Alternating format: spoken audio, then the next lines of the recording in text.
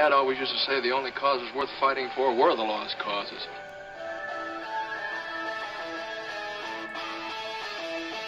The Senator yield. No, sir, I will not yield. Government is not the solution to our problem. Government is the problem. You're listening to a Pyrolitical Pyrocast.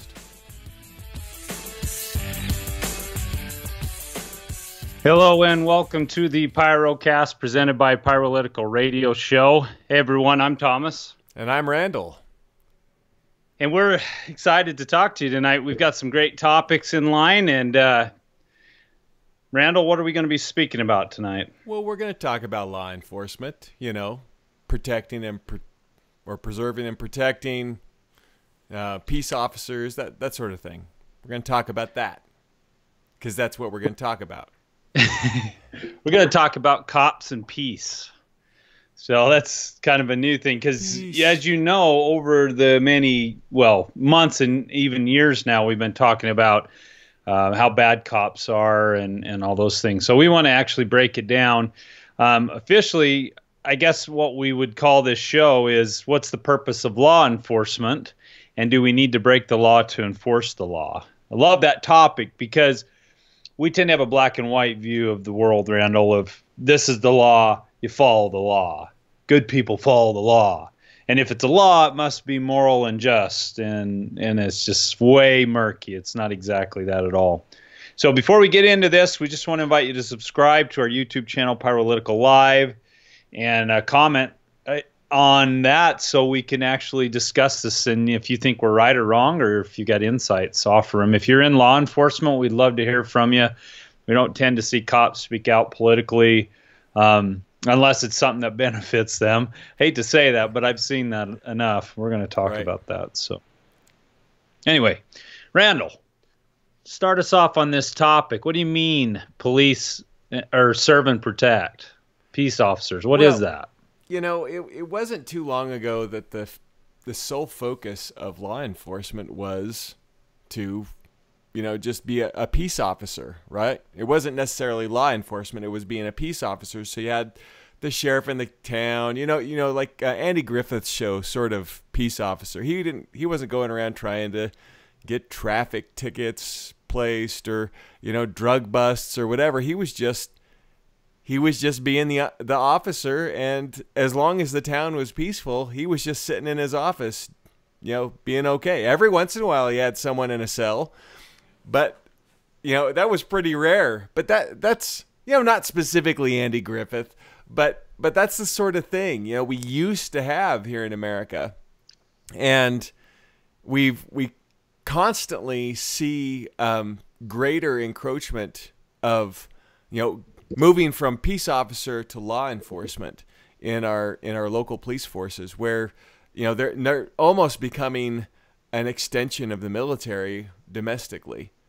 We see the acquisition of lots of military hardware like the MRAPs and whatnot that they get for sweetheart deals from the military because the military had too many of them over in Iraq and Afghanistan, and so they needed a place to put them, so they start giving them to local law enforcement. And instead of being peace officers, we got really cool toys. We need to find something to do with these. Yeah, what would you do with billions of dollars worth of weaponry, machines, vehicles? You're not just going to blow those things up. I mean, that's not above government to do things like that. Just dig a hole so they can fill it. But yeah, you're going to see a tool. You're going to have these options, not just all the material things, but the money that you can really make an alliance with local cops. And if you're the federal government, why would you want to do that? Why would you care about local police? Technically they should be an impediment to the federal government because who else would be? But if you give them weapons and you give them all those strings, or all those things are strings attached. And right. I think I said I said recently in a broadcast that I was in a small community and the local sheriff had brought in $2 million from the federal government. And I'm not talking to patrol unincorporated areas and that kind of stuff, but weapons, they hire people, they do all these things without federal money. And number one, that's not constitutional at all. Number two, that's a huge conflict of interest. So, but when it's there, it's hard to, I mean, because seriously, cops don't make a ton of money, at least most of them. And so we're going to talk about a lot of ways they do make a lot of money as departments. And yeah, so that's temptation, man. Yeah, it is. And I think it throws our police force, and it throws them off, right? It throws them off of where they normally would be, where they should be putting their focus. We're focusing on trying to catch all the bad guys, every bad thing that could possibly be going wrong, instead of putting the emphasis on preserving the peace in a community, right? And and that doesn't mean that there isn't bad stuff that goes on in a peaceful community, but you know, then you question, well, if it's not harming anybody, then do we really have to go after it, sort of a thing? Now, I'm not advocating, you know, doing things behind the scenes that are that are nefarious or against the law, but I think that our police. You're not advocating publicly. Just kidding. Yeah. Just kidding. Sorry, I threw you under the bus there, man. I think our police forces, they see like they've got more of a mandate, and not only a mandate to go after everybody, but that they get these tools or toys even, and then they start to use them in a major way. We got to find some way to be able to take this MRAP or this mini tank and put it to good use. And so that means, you know, when you look at the statistics, you've got an ever increasing number of the SWAT team attacks. SWAT raids between 40 and 80,000. It's not reported completely accurately. So we just know there are tens of thousands of raids on homes, which are so exclusively related to, not exclusively, but close to marijuana. Right. And you're pulling up with armored vehicles and you're dressed like you're in Syria, you know, fighting a war. Well, so. and then do you expect the public to just go along with that? Or does the public, or do the public, those people that are really doing bad things, do they then gear up more effectively as well, because they know that you're going to come in with your MRAP and your body armor and whatever else, and they start mining their property and they start getting, you know, heavy weaponry themselves, and I mean, I don't think it brings us to a better position necessarily. Sure, we may be catching some bad guys, but at what cost? I mean, how many articles do you see or stories do you see where they talk about, well, we went into a raid and, you know, some innocent baby had a grenade land in their playpen, or, you know, some innocent bystander was assaulted, or we went into the wrong house and we assaulted an individual who wasn't even at fault whatsoever. You know, it's like, it leads to all these potential issues. And I think, so here we've got one issue, which is the fact that we've got all these toys. I mean, we've even seen, Thomas, where, you know, some of these police agencies will go out and actually make like videos about the cool crap that they've got. You know, like I saw this one heavy metal music where they got this mini tank and they just show the tank going and knocking over a wall or whatever. And it's like, super cool. Look what we can do. And they had that sheriff in one of those ads. He said, they basically showed this video where, like, we will find you, bad guys. And they're holding machine guns. And you're like, I'm sorry, assault weapons, AR-15s. And you're like, that's not what I want in a cop or a sheriff. I want, hey, we're here to keep the peace and defend your inalienable rights. And, you know, follow the Constitution. That ain't blowing stuff up. I'll tell you, when I was in the military, I was a combat engineer. We blew up a lot of things. C4, TNT, dynamite, they're all different things. They sure are fun to use. So when you got toys and explosives, yes, you've got a police force and they're all type A personalities, red personalities. Of course they want to shoot. Right. You give them the toys. I mean, I had the opportunity to work for local government for a while, and I had the opportunity to go to the local gun range with the members of the sheriff's department and shoot full auto on. I think we had an MP5 and a fully auto AR-15. I can't remember what the complete classification was, but with the whole floating chevron sight and it was a lot of fun. It was really cool. And when you've got all this gear, it makes it hard to avoid or trying to avoid going into a situation like that because you feel overconfident. I mean, we see that in our military as well. We've built up the military so far. The Cold War ended, and what do? Well, we immediately start to go to war with Iraq and other places around the world because we got all this weaponry that needs to be used, tested, not just stockpiled and wasted, right? So we got to blow people up. We got to blow stuff up. I think that tendency is the same. Not that people are overtly just trying to go out and kill people or cause problems for people, but there's this subconscious process in the back of their mind where it's like, oh, there might be a bad guy? Cool, because I'm going to blow crap up. You know what I'm talking about? Yeah, absolutely. Well, I looked up some statistics about this, Randall. We are in this constant state of fear, and the police serve into that because, they want to protect us from drugs, and they want to protect us from terrorists, and they want to protect us from gangs, and they want to... Crime is so far down, and the job of police is getting less and less dangerous. I found an article that talked about the statistics of being shot as a cop.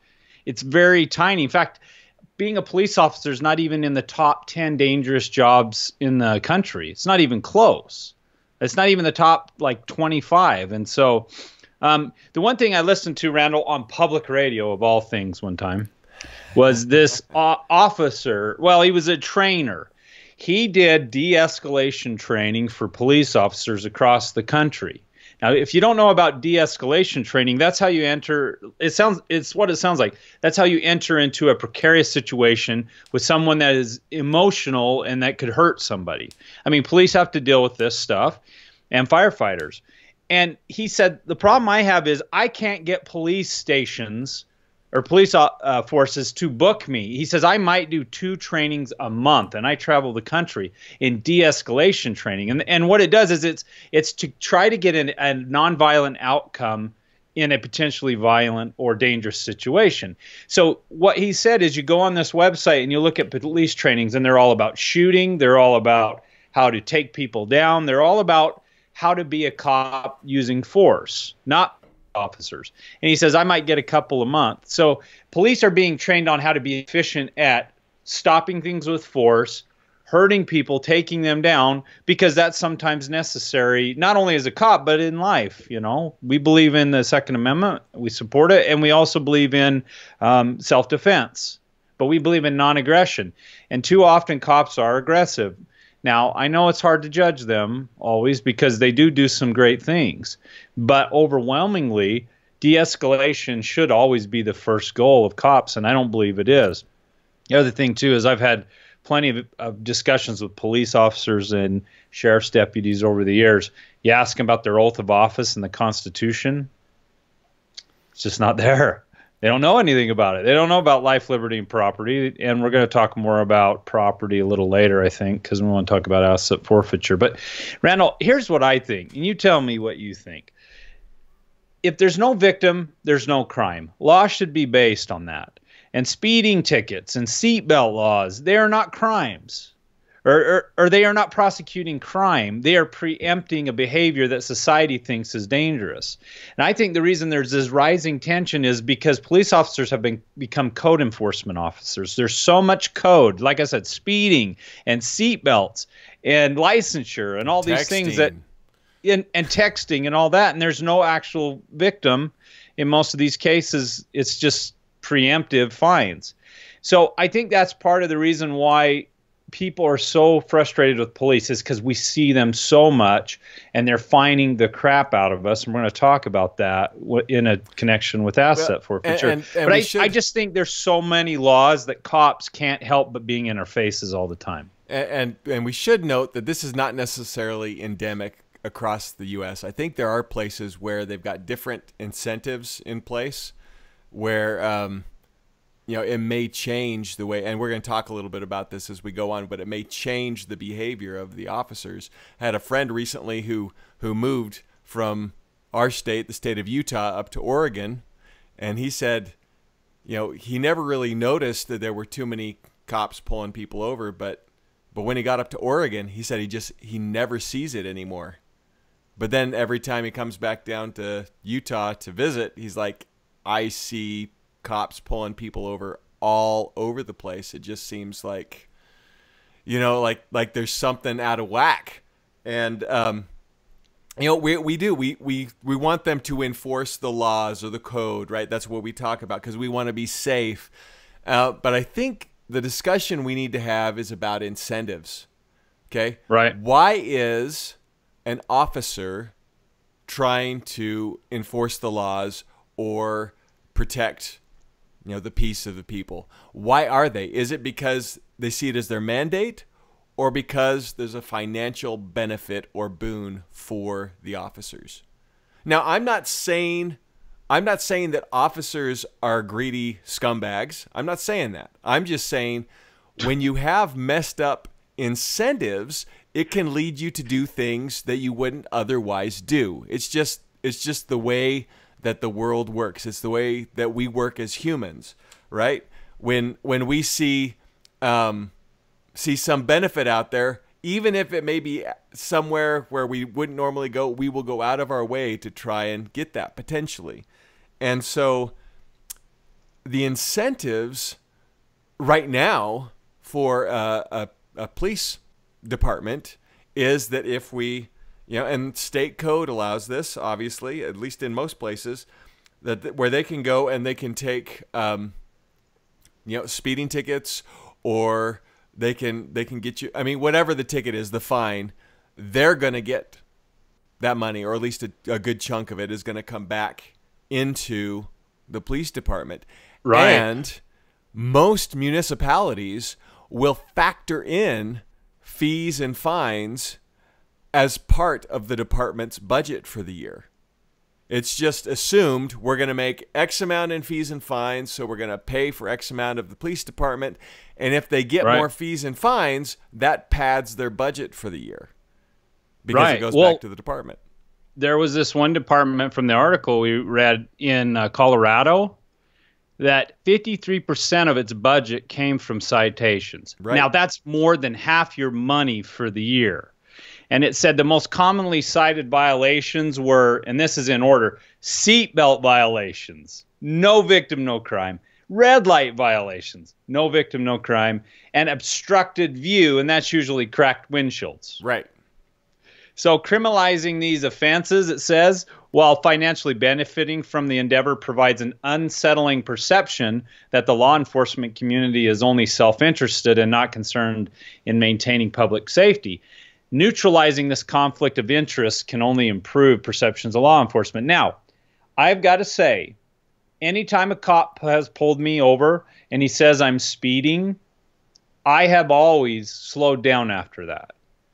Partly because he's still there, but partly because I realize, yeah, I'm going fast. I don't need to go this fast. Not what this posted speed limit is, but I just realize it's probably dangerous to drive 50 in a 25.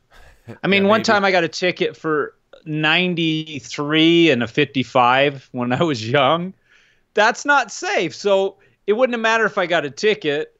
The cop telling me I'm going way too fast. You already knew it. Is right. I would have slowed down, even as a silly teenager. And I've had 9 speeding tickets in my life from age 16 to 25. And you might say, well, that helps to undermine your point. Well, there wasn't a single victim in any of those instances. What crime was committed? Now, if I'd hit someone, hit me with manslaughter, or Thomas, hit me with something.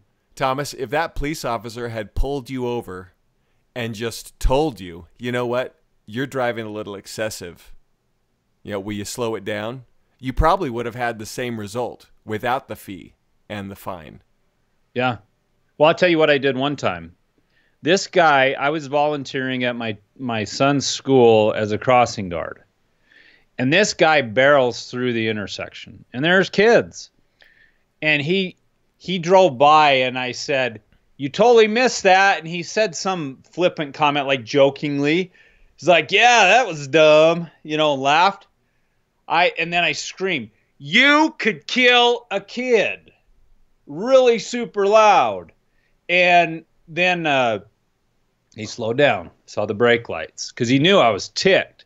So if a cop came to me and said, "You could literally kill someone," in fact, last week, this is what I saw. The cops could be very persuasive, peaceful officers who get you to slow down. Because I think generally people want to be responsible. I really do.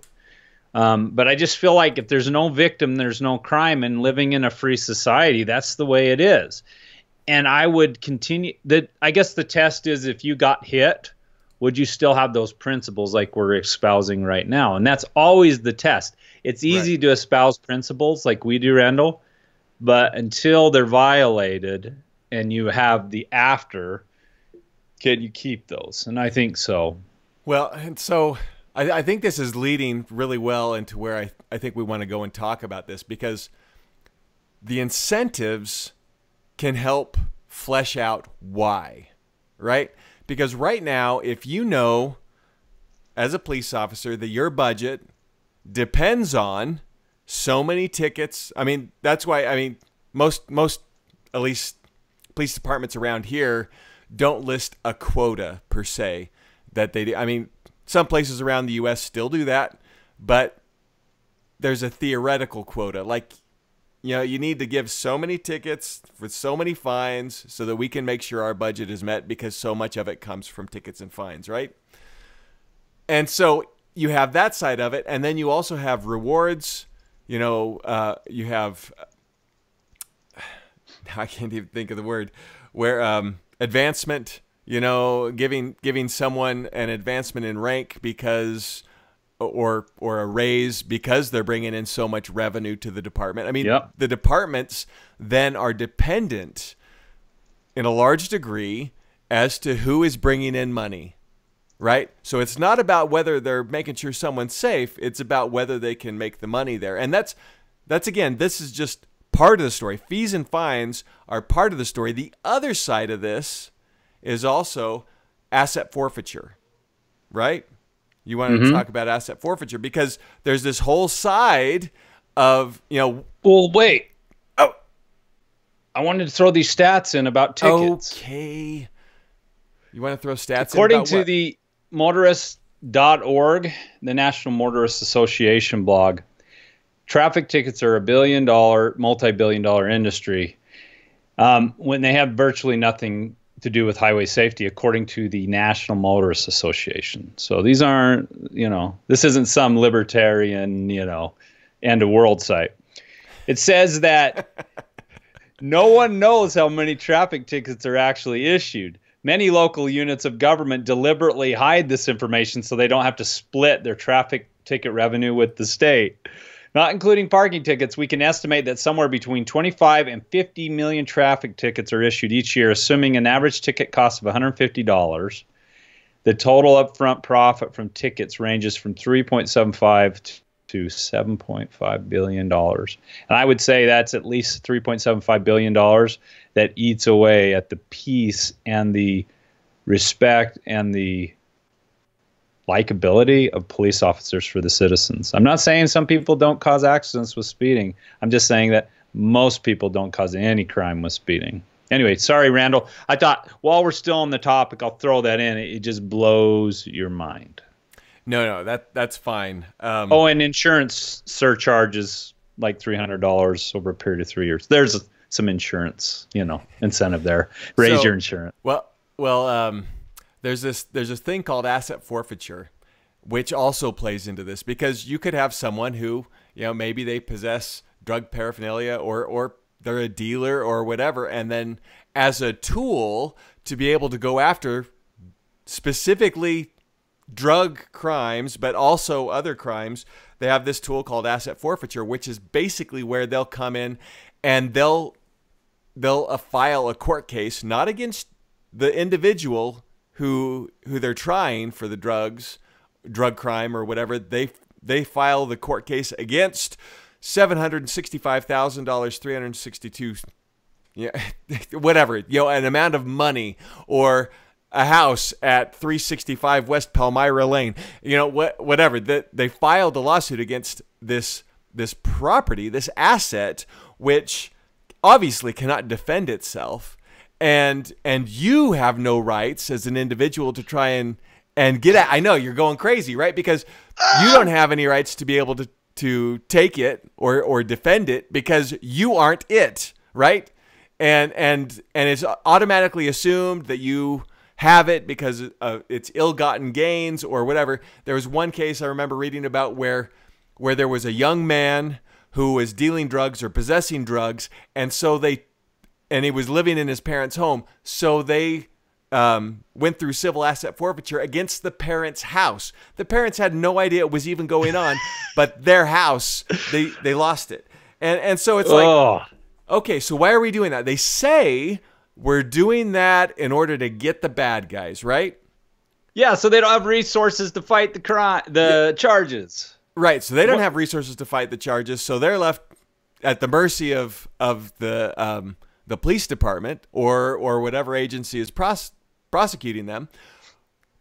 But the secret little detail is that the police department, the agencies involved, get to keep the vast majority of the monies that come from said prosecutions, said trials against money or houses or whatever. So literally it ends up going to pad their bottom line.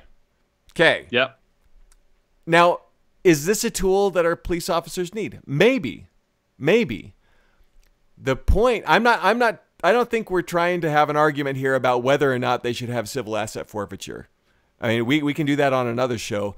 Here, I think we're just trying to debate whether the incentives are correct. Because if you're an officer and you know that you can go after someone's load of cash or whatever, and then you're going to personally benefit from it in your department, then the incentives are skewed. The incentives are messed up, and they lead to unpredictable outcomes. In other words, they lead to outcomes where you do things you wouldn't otherwise do if those means weren't coming back to you. And we know of many instances, where well documented police officers and sheriffs and deputies keep the vehicles which are taken in drug busts, cell phones, the guns, guns, all those cell phones. I mean, I don't want to make every cop.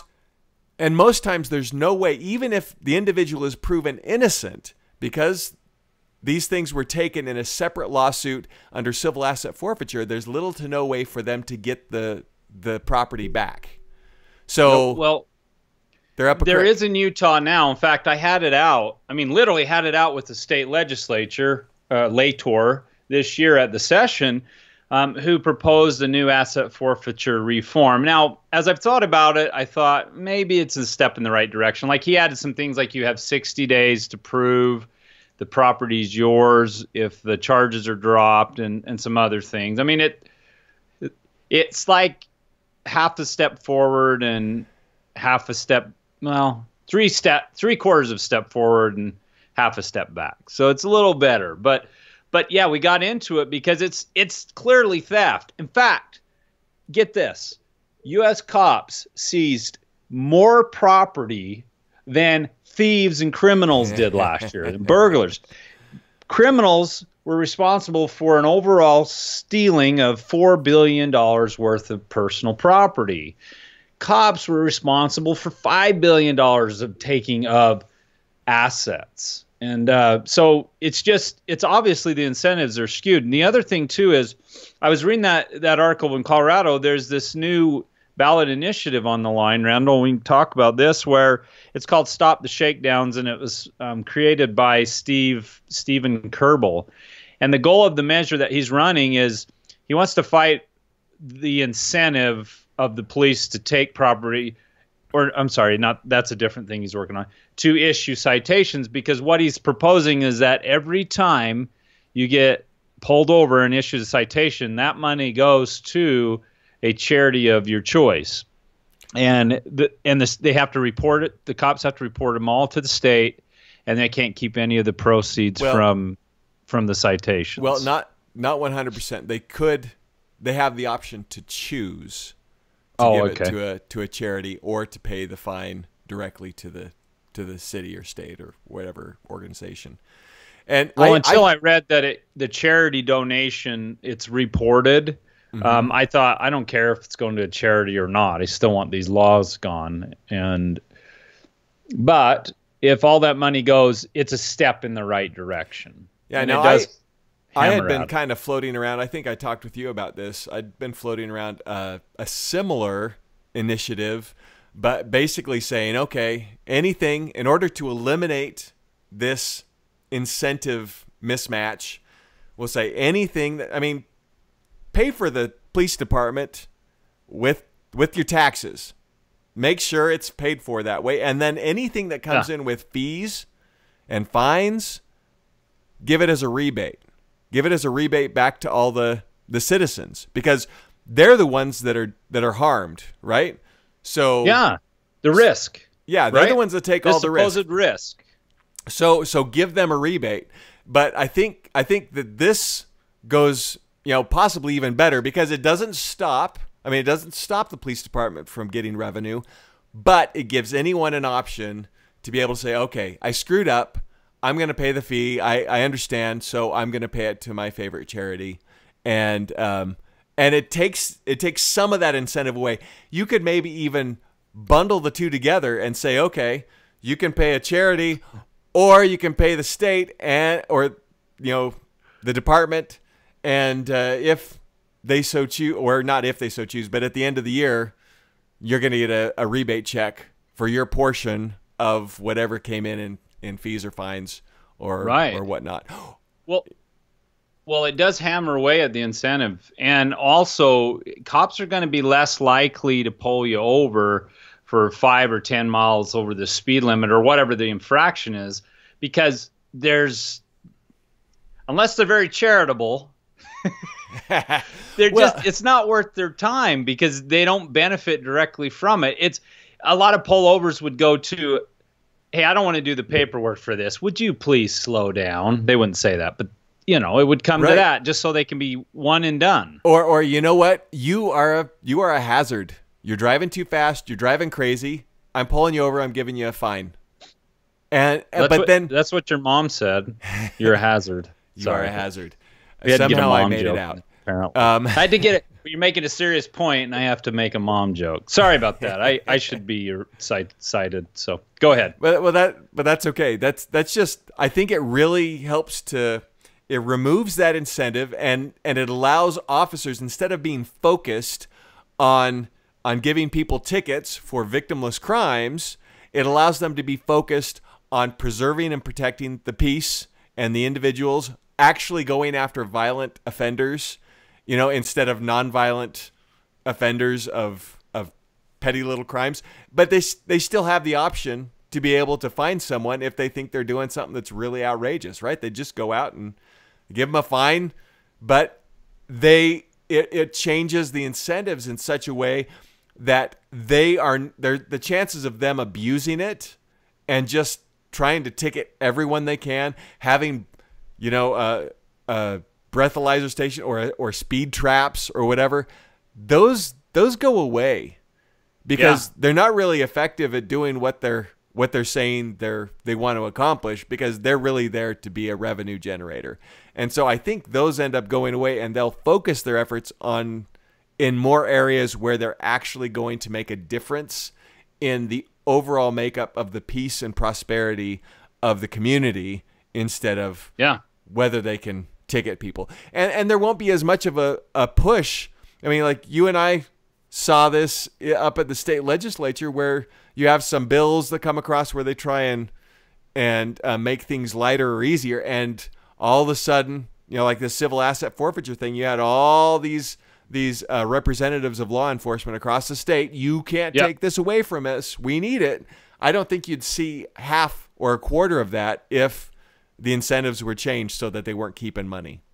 Well, we saw this with vehicle safety inspections. I think only 15 states do them now, but every year you have to get a vehicle safety inspection, and thankfully in 2018 that's not going to be the case. Boom, a law was run several times, several sessions, and finally vehicle safety inspections are going to go away.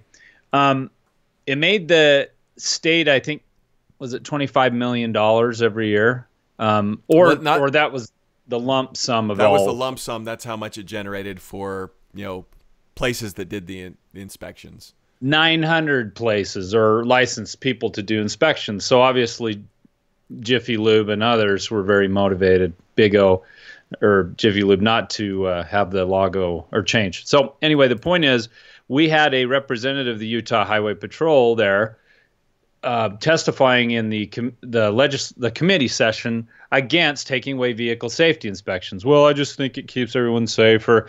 When the data, and let's talk about data versus principles.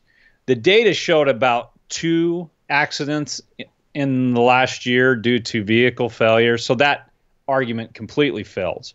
But the principle is there's no victim, no crime from not keeping your vehicle in shape or keeping it in shape. It doesn't matter. The principle is there's no crime there, so there should be no inspection required by the state. It's not their proper role. The principle is that there's already a law in place to help give you an incentive to get your car inspected or take care of it, which is if you have a failure, you may cause a fatality to yourself, your family, or someone else, and then you're going to be liable for that. Your insurance or you is going to be liable to cover those costs. And those are already there. We don't need an extra law to take care of those. And that's the same in all these cases too. Yeah, we don't want to see people die because they don't wear their seatbelt. We don't want to see people die because somebody drove too fast and ran into someone else. We don't want to see somebody, get in an accident because they were drunk and driving intoxicated. We don't want to see that happen, but that doesn't mean we need an extra law to insure against it. Because those accidents happen anyway. That's the crazy thing. $1 trillion has been spent on the drug war. Drug use has not decreased. It's as high and big as it's ever been. And it's just always stayed consistent no matter what. Poverty, the same thing. So anyway, one thing I wanted to bring up too is that we are in this constant state of fear. And I said how cops are teaming up with the federal government to deal with terrorism and all these things. But last year, 47% of Americans said they're somewhat worried or very worried that they or someone in their family would be a victim of terrorism. And about 26% of Americans worried about immigration. They said that that's their biggest national issue. So, but the problem is your chance of dying in a terrorist attack by an illegal immigrant is about 1 in 10.9 billion in a year. And your chance of being murdered by anyone is 1 in 14,000. And I once read a statistic on your chance of being shot by a cop was far less than what being hit by a terrorist is. Anyway, I couldn't find that data, so I don't want to say what the actual statistic was, but it was far lower. Your chance of being hurt by a police officer is a great deal lower. But the point is, people are afraid. Higher chances, but a lower probability. Thank you. Okay. Math's not my strong point. Everything else is, but math. But the point is, Americans live in fear. Half of Americans are very worried that someone in their family or themselves will be a victim of terrorism. So we get all these scare things, like in marijuana is another thing. This ballot initiative that we talked about called Stop the Shakedowns in Colorado by this Kerbal to donate money for charity if you're sighted. If you're just joining us, people are just joining us, Randall. Fantastic. It's being done by ballot. It's being done by ballot initiative, and I kind of hate ballot initiatives on principle. That's to me pure democracy, popular vote. It's just we elect representatives for a reason, but the people are going to legalize marijuana in Utah, and they're going to approve this measure at some point in Colorado because they are so tired of the interests like police and politicians and big business not listening to them. They're also tired of the heavy presence of government in their lives. And so it comes down to ballot initiatives like this, and eventually they pass, a lot of bad ones, but a few good ones like this, because people have no recourse. So politically, you become the enemy of the cops because they're become an enemy of you through this asset forfeiture. So you politically become an enemy of them because you got to stop what's going on. So if people would just follow principle, none of these issues would come about. Randall, people think government's the problem. It's a people problem. We the problem. We the people. We the problem. That's right. That's right. We've got We're to also change. the solution. We've got to change what our perception is of what we think the government should do. I mean, should government, nanny us from cradle to grave? Should government be involved in all these different areas, or should government, be there and do what it's supposed to, but not be involved in all these different things? We talk about how, like in this case, how the police department needs so much in its budget, and so it's helping to fund its budget with these fees and fines.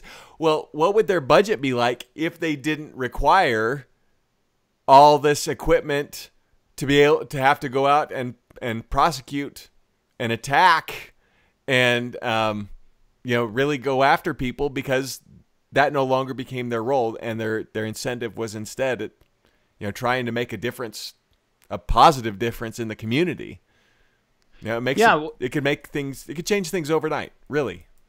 And we don't want to downplay that being a cop is always an easy job. But that article that I read said that a cop's job is becoming less and less difficult because crime is decreasing. And when you have a prison system built on the drug war, essentially. I'm not against private prisons, but the entire thing is funded by an influx of new prisoners, and that happens through the drug war. You have cops incentivized by asset forfeiture. You have prisons incentivized by, more prisoners. And then you have a judicial system where, number one, the citizens don't understand jury nullification. Because if I'm on a jury, and I will never be for this public statement, I would nullify that person's conviction because I would nullify the law if it was immoral.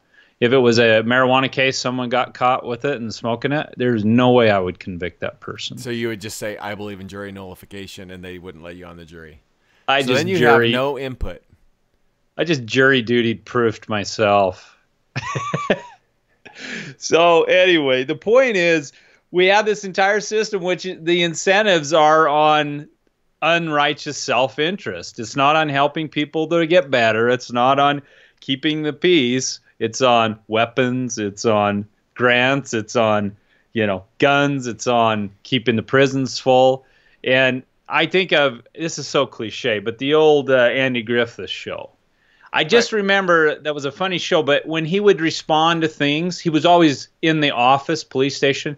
He would go respond to things. He wasn't out patrolling, or if he was out, it's because he was out talking to citizens and that. But that's such a Pollyanna view of what cops should be, but that's what they should be. When there's a problem, they're going in thinking, okay, how can I calm things down? Right. Not guns drawn. Now, I granted, there are dangerous situations. We don't live in that world. But overwhelmingly, most of what cops do is code enforcement and marijuana prosecution. That's what they do.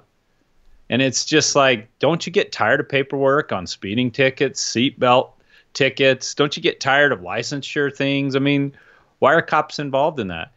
Firefighters do more of what cops should do.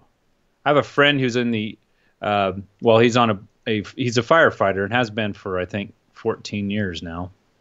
And he goes in and helps people. And they often get there way before the cops do. They're there to settle people down, save people. I'm like, this is what cops should be doing. Right. Just helping. The focus, and then using force when justified. Truly. Now, that wasn't always what the fire departments did. You know, in ancient Rome, the first fire departments, they'd show up with the fire crew, and the guy who owned the fire department, he would offer you a really lowball amount for your house, and you could either take it or watch your house burn. And if you took the amount, then he would let his fire team put out the fire, and he would own a house that he would refurbish and resell. Really? Yeah, that was the first fire department. So that would never fly in our social contract society of today. Yeah. So they definitely do a better job than they did back then. But I mean, that's the focus is on trying to preserve. It's, you know, not in trying to destroy or, you know, it's like, okay, where are the people? How can we save them? How can we, you know, best help them? And so, and it's a really dangerous job, just like being a police officer. You know, I can talk a little bit authoritatively on that because I was a volunteer firefighter for a little while. You'd be busy right now, too, in southern Utah. Yeah, yeah. Big fire going. 47,000 or more acres. Wow. Anyway, volunteer firefighter, Randall. Yeah, and so I went through a lot of trainings to try and, you know, prepare myself for that. I did mainly wildfire firefighting, the ones that I did, but the focus was always on, you know, preserving property, going through and doing what you could to take care of people and making sure that property wasn't damaged. And, you know, so you're protecting life and then you're protecting property in that order. And then beyond that, you just did whatever you could to put out the fire. And so, you know, we're having this long discussion about incentives, but that should be the incentive for any public servant, protecting life and property of their constituents. Life, liberty, property. I think we can then take this and kind of segue that into what are our elected officials doing? Yep. Is their focus on making life better for their citizens or creating a legacy for themselves? You know, everybody's going to remember me as mayor or legislator or whatever. I've got my pet project. I'm going to try and spend your money, but I'm not going to tell you about it till it happens. I'm not going to do it on the campaign trail. You know, so here we've taken care of the incentives for police, but now how do we do that for public servants? Well, I've had 2 cops tell me this personally. I promise this is the truth, that they want to retire or that they did retire because they feel like the general public is getting more and more against them. Now, the problem is that's not true. There are a lot of statistics that I found. I don't want to bore you, but overwhelmingly crime is down over the last decade. Okay, so your job is less dangerous than it used to be. The other thing, too, well, probably because all the people smoking pot they put away. So, you know, all those people that shoot people while they're smoking pot. Just kidding. But I looked up a bunch of statistics, and I'm going to post this in the description of our video on YouTube. And by the way, that is Pyrolitical Live on YouTube. But far more whites and Hispanics are shot by cops than black people. We know racism is this big thing, and of course media and other interests have a stake in keeping that fire stoked. But this is to praise cops. Shootings by cops of citizens are way down over the last decade, according to the statistics that I found. And like I said, more whites and Hispanics are shot than blacks, although blacks are a higher percentage-wise. So the point is, I do think that a lot of times cops think the public hate them and they're starting to be violent with them. Maybe in the urban areas that's the case. We have had some sad deaths of cops, but overwhelmingly there's been very, very few cop deaths. And that's on the decrease as well. You wouldn't think it, but less cops are being killed or hurt by U.S. citizens. The other thing, too, is maybe the public is justified in pushing back because of all of these wrongs, which, let's be honest, it's not the cops' fault. It's the legislators over the years. So the point is, maybe this is just a pushback, and even people who don't understand true freedom and true liberty, just a sense that it's too much. You can't ticket us for seatbelts. You can't ticket us for speeding. You can't ticket us for cracked windshields. You can't ticket us for a red light out. I mean, warn us. Fine. Help us to be better citizens and more safe. Yeah. But don't fine us for that crap, especially when it's things like 53% of your budget come from citations. You are creating huge antagonism for victimless non-crimes. Right. So, but then you have individuals who like take the text, no text messaging while you're driving law that we have here in Utah. You know, is it dangerous? Yeah, definitely. So yep. What did it change the behavior of people? Did some people stop texting? You bet. Some people stopped texting while they're driving. Other people, instead of texting with their phone on the steering wheel, which they would do before, now they keep driving and they try to text with it in their laps so they can't be seen, which makes it even more dangerous, right?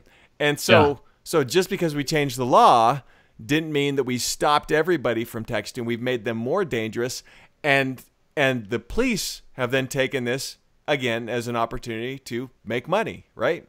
We want to make sure that we've enforced this law, and so we pull over anyone who looks like it's a possibility that they might be texting while they're driving. You know, and a lot of auto manufacturers, well, I've seen commercials where they try and play up that fact. Hey, our car helps you so you don't have to text. You can still text, but you don't have to use your thumbs, you know? Right. And there's so many car systems that tap into phones now that you can voice activate. So texting while driving becomes less and less of an issue because technology helps take care of it. So why do we need to have a law take care of that? Technology was already taking care of it. It already was. And maybe it'd take a while to get out of there. That's a good point. But you know, we get these individuals, because that was a concerned citizen who talked to a legislator and got a bill drafted and went and got it taken care of. But then it was then co-opted, I guess you could say, into being a funding source, because now we're going to take all these, especially teenagers, and really throw the book at them, give them a huge fine, and we're going to benefit from that additional law that we can ticket people for, pull them over for, because, it looks like you were texting. Let me see your phone. What was your last text? My last text was, there's a police officer looking at me. I think I'm going to set down my phone. I'm having a heart attack. Or my wife's in labor. Or your wife's in labor, I should say. But you said something that's really poignant, gave me a thought, is time. It takes time. I don't think that people realize that, okay, texting while driving is a newish thing. It was brand new at one time. And it takes society time to adjust to the consequences of a new technology and the repercussions of driving while texting. There's going to be people die. There's going to be people that hurt others because of it. Now, if you see a huge rash of accidents due to people hitting, and you can kind of do a causation or correlation that it's because of texting, then partially going to have to be patient and let society deal with that. I'm okay with government running. Well, I'm not. I'm okay with private organizations running ads or churches sharing stories. But until the technology catches up, if you want to use the law as a tool, what you say is, if we have this huge increase, we're going to have to create harder laws which punish people if there's a law related to just vehicle homicide or whatever. I don't know. The point is, all you can do is punish it, hope society catches up, and it will take time. But you can't create preemptive laws and citations for something that's just a natural consequence of human evolution. Did that make sense? I hadn't thought out how government should deal with it, or if they should, or what should be done with the law. But the fact is, these things take time. So what do you think should be done if you're getting a rash of accidents in the beginning, lots of hit and runs or whatever? How should government do with that when there's already laws on the books? Well, I think initially, I mean, obviously, most people say, well, there ought to be a law, right? Oh, texting's a huge problem when people are driving. It's a huge problem. So let's say it is more and more accidents. So there ought to be a law. So we make a law so that we can stop people from texting while they're driving. But I think the core principle is that a law, although it may decree a behavior as being good or bad or whatever, it doesn't change behavior. You know, you may get some people to decide they're going to change their behavior, but it's always the individual that changes their own behavior, right? Right. I don't not text behind the wheel because there's a law. I don't text behind the wheel because I think it's stupid. Yeah. Right? It's dangerous. Yeah, it is dangerous. And I don't need a law to teach me that or try and baby me along. And I think that some things like that they're silly. They're silly laws, and in the context of what we've been talking about today, they just lead to more fees and fines as a revenue source for our law enforcement. And right. So we change the incentives, and I think the enforcement changes because that's just what's going to happen. The enforcement will change because the incentives have changed, and then you're not pulling people over just because you can get a fee or fine out of it, but you're pulling someone over because you're genuinely a menace to society right now. Well, and I've been thinking about, as you said, if there's already law in the books for battery, always get fined when you have accidents if you're at fault. You wouldn't need to do anything. If it's manslaughter, whatever the justified repercussion by law is, or punishment, you just have more cases. And eventually it'd taper off. But I got to say, the way I scare my kids with it is I said, there is no text worth sending that is worth someone's life, because you have seen a few stories where people got killed by other people that were texting or killed themselves. So that's the moral and social way to deal with it. But you just have more court cases, right? But so you hit on the exact point that I was going to say. Finally. It has to do with the individuals, the parents. I mean, because with texting, the biggest cause was teenagers, right? That was what it was focused on. Sure, adults did it, but especially these new drivers had a difficult time of it. Well, parents, I think, can be a much better enforcer than a nanny state that tries to go in and force people to choose one behavior or the others. I mean, you have a parent that's like, you know what? You're driving our car. If I ever catch you texting while you're driving that car, you will lose your phone and or driving privileges, or both, forever. Yeah. It only takes one time like that for the kids to be like, you know what? I would rather drive and have my phone than to risk it. That's nothing compared. A ticket is nothing compared to that. You will lose it forever. Boom. Well, what kids will be like, I think I've seen an app that parents can install on their kids' phones that tracks what their location is whenever they send a text. Yep. And so if they're texting while they're driving, you're going to see they're right on the road, and then you're like, dude, they're done. They lose their phone.